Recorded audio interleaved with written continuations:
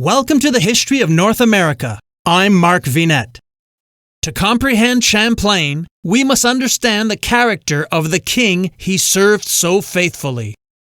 Let's continue our deep dive into the life and times and exploits of Samuel Champlain with the help of excerpts from David Hackett Fisher's book, Champlain's Dream.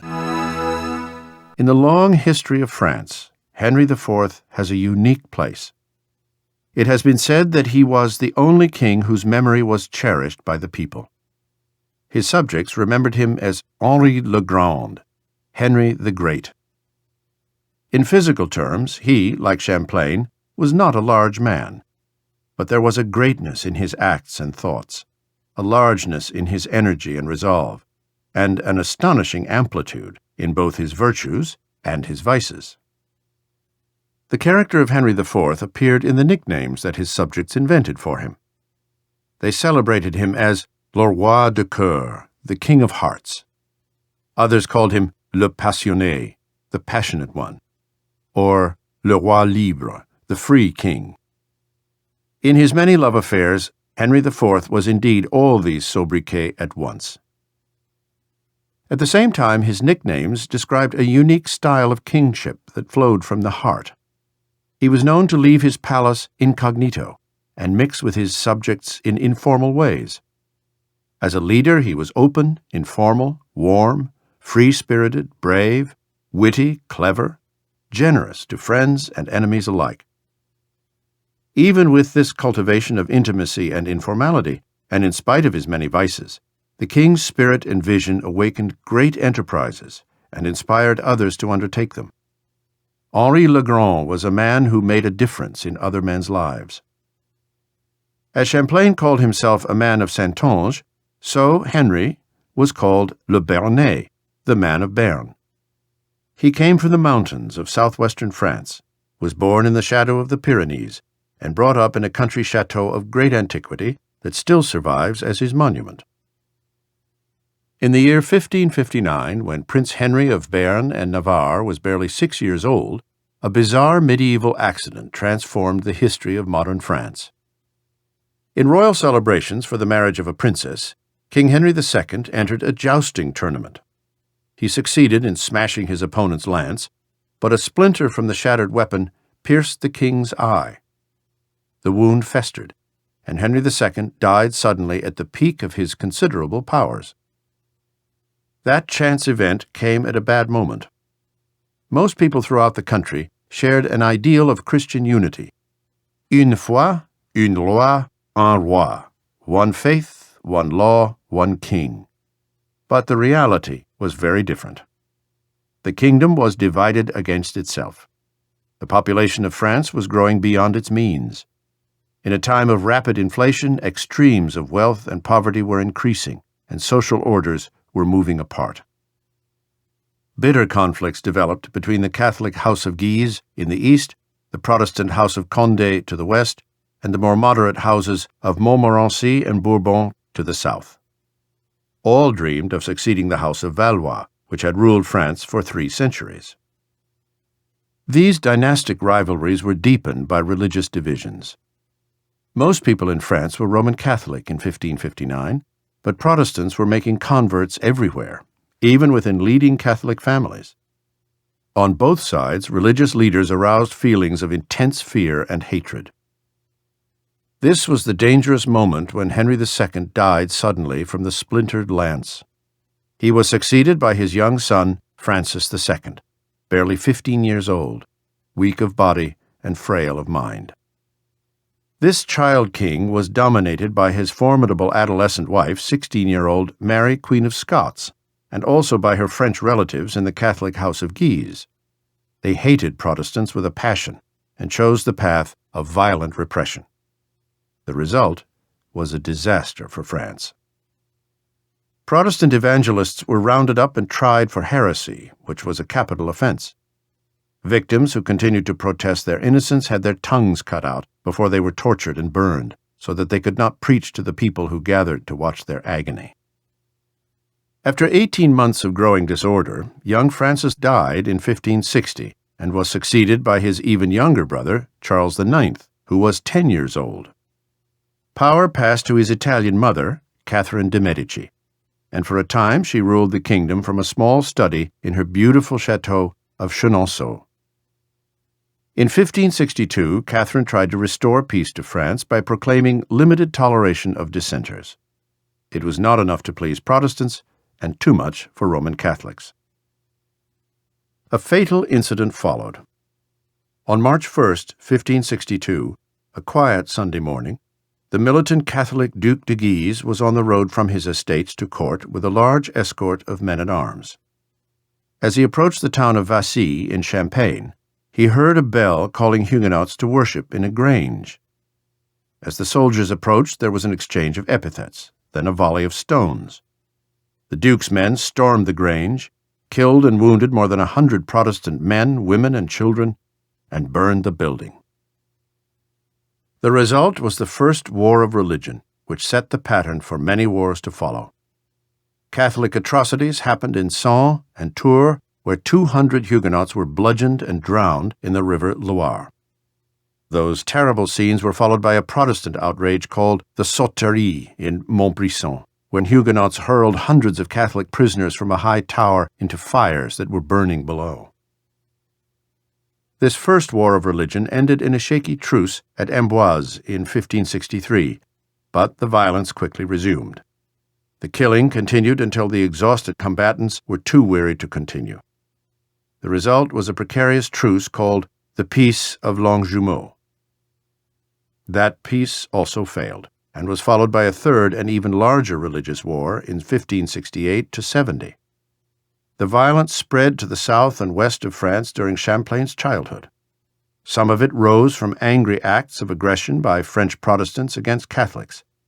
Much of it came from popular violence by Catholic confraternities against Huguenots and anyone who tried to stay neutral.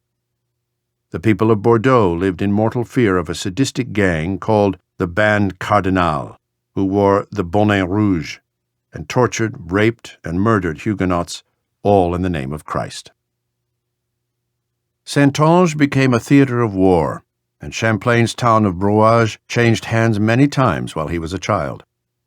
Warring armies marched and countermarched through Saintonge. They foraged and plundered in a time of famine, plague, and suffering. In the midst of these horrors, Champlain was probably raised as a Protestant in a world of intense religious hatred and incessant war. The worst was yet to come. In 1571, Catherine de' Medici and Jean d'Albret arranged a dynastic marriage between their children, the attractive Catholic princess Marguerite de Valois and the handsome Protestant prince Henri de Béarn et Navarre.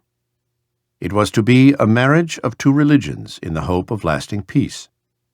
A sumptuous wedding was planned for Paris, and Henry rode into town with 1,500 Huguenot leaders. The Catholic nobility turned out in even greater numbers. The ceremony of betrothal took place with outward harmony on August 17, 1572, and the wedding the next day was a brilliant affair. Marguerite de Valois wrote in her splendid memoirs, "I blazed in diamonds." Margot, as she was called, was beautiful, intelligent, and bitterly unhappy. She was reported to be in love with the Catholic Duc de Guise, and it is said that she refused to say yes at the wedding until her infuriated brother, King Charles IX, intervened and bent her crowned head forward by brute force in an unwilling gesture of assent.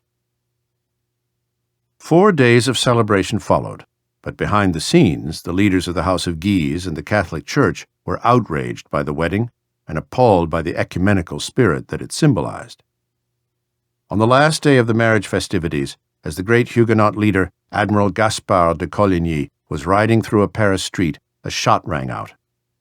This leader of the Protestant cause was severely wounded, but Charles IX promised protection to the Huguenots, and they remained in town. Rumors spread that Protestant assassins were planning to cut the king's throat and seize the throne. On the night of August 23, 1572, Catholic leaders persuaded the terrified monarch to make a preemptive strike against the Huguenots. He agreed. The gates of the city were closed. Boats in the Seine were chained to their moorings, and the Catholic militia of the city was armed. The next night, Prince Henri de Béarn and the Protestant Duc de Condé were summoned to the king's chamber and arrested. Early in the morning, the wounded de Coligny was murdered in his bed. That was the signal for a massacre. Huguenot nobles that had gathered for the wedding of Henry were attacked. Nearly 1,500 were killed, many with their families, in what became remembered as the Massacre of St. Bartholomew's Day. The slaughter spread through the city. Catholic children were given the task of castrating and disemboweling the body of Admiral de Coligny and dragging the remains through the streets of Paris in a ritual of degradation. In the king's chamber, Prince Henri de Béarn and Navarre was given a choice: immediate conversion or instant death. On September 26, 1572, he rejoined the Catholic Church. The Catholics kept him at court in luxurious captivity, closely guarded and carefully watched. The Protestant movement suffered a shattering blow, but it survived. Huguenot armies withdrew into strongholds such as La Rochelle and held their ground.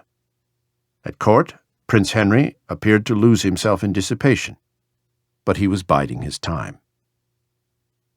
An opportunity came after 1574, when Charles IX died and Henri III de Valois came to the throne. A new attempt at coexistence followed. Protestants were granted safe havens. Prince Henri de Béarn and Navarre was allowed to leave the court and was given the government of Guyenne in southwestern France. Once at large, he abjured Catholicism and went to La Rochelle, where Protestant leaders received him without enthusiasm. Both sides distrusted him.